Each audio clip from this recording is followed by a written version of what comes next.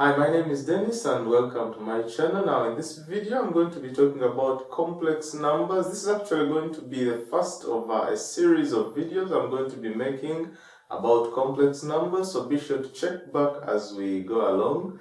Now I'm just giving an introduction to what complex numbers are in this video. So a complex number is just a number that has a real part and an imaginary part. We'll be getting into the details later on. We actually represent complex numbers like this, say a plus bi, where this is the real part and the part that contains I is the imaginary part of the complex number. Now by definition, I is given as the square root of -1. We'll be talking about that later in the chapter. And of course, keep in mind that a and b themselves are real numbers. So you could have a complex number, say z, and it's maybe, let's say, 3 plus 4i. That's a complex number. This is the imaginary part, this is the real part.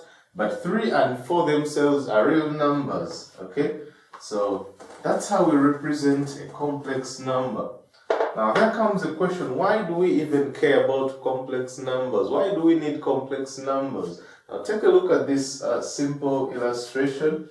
Let's say you're asked to find the square root of 9. Now we all know the square root of 9 is 3. I know this looks very obvious, but it isn't that obvious. The reason why the square root of 9 is 3 is because if I have 3 squared, just do this, if I have 3 squared, then I get 9, okay? Just make that a little bit visible.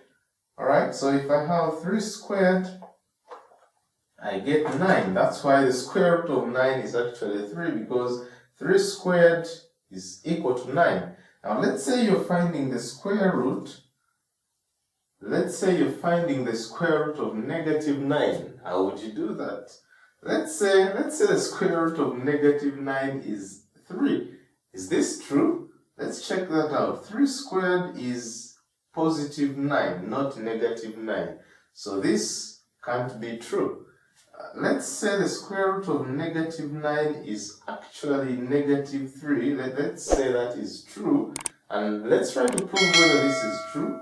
We know that -3 squared is also +9. It's not -9. So it turns out that this is not the square root of -9, okay? And so how do we do something like this? We've got to split up the square root of -9 into the square root of 9 times the square root of -1. And we know the square root of 9, of course, that's a 3. And then by definition, the square root of -1 is I, which is called the imaginary unit.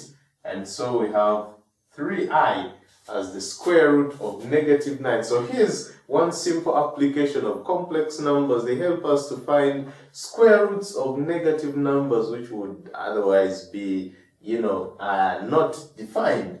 Now, on top of that, we also use complex numbers to state solutions to some quadratic equations. Now, we know that if I have an equation like this, okay, that's the general form of a quadratic equation, and the solution to this equation, or the solutions, are given by this equation, -b plus or minus the square root of b squared minus 4ac divided by 2a.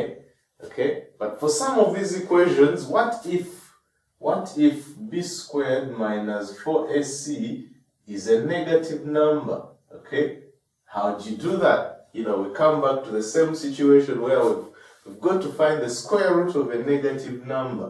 And in that case, complex numbers still come to our rescue, and they help us to state solutions, all solutions to quadratic equations, even when they are not real solutions, okay? And of course, for more advanced purposes, we can also use complex numbers to do more interesting problems, like finding the logarithms of negative numbers, like the logarithm of -3 and so on. We will also be talking about a little bit of that towards the end of the chapter as we go along the discussion.